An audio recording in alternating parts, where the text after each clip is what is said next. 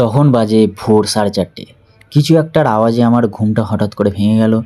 তাই আমি তাড়াহুড়ো করে দেখতে গেলাম কিসের আওয়াজ। তারপর আমি যেটা দেখতে পেলাম সেটা দেখে আমার চক্ষু চড়ক গাছ।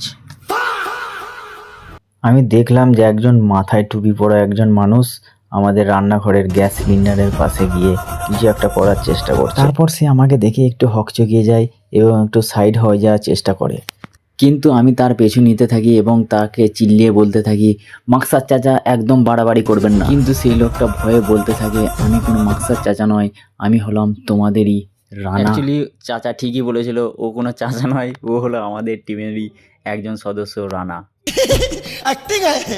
তো বন্ধুরা, আবার তোমাদের জন্য নিয়ে চলে এসেছি একটা নতুন ইন্টারেস্টিং ব্লগ। আর আজকের ব্লগে আমরা যাব একটা নতুন জায়গা। এই জায়গাটার নাম হলো ডিডি হিলস। ডিডি হিলস হলো একটা খুবই সুন্দর জায়গা ঘুরতে যাওয়ার জন্য, ব্যাঙ্গালোর থেকে মাত্র 40 থেকে 50 কিলোমিটার দূরত্বের মধ্যেই।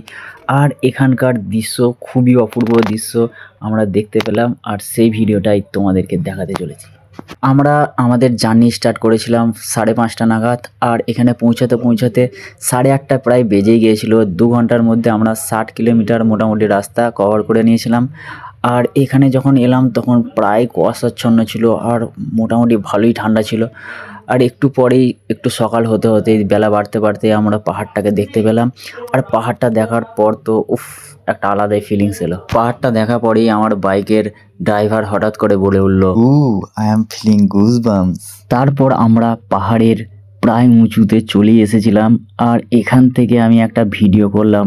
আর ভিডিওটা দেখতে জাস্ট অসাধারণ লাগছিল। পাহাড়ে এসে আমরা চারিদিকে খাবারের সন্ধান করতে লাগি এবং দিশাহীনভাবে চারিদিকে আমরা ঘুরতে থাকি, এবং তখন নিজেদেরকে ম্যান ভার্সেস ওয়াইল্ডের হিরো বলে মনে হচ্ছিল।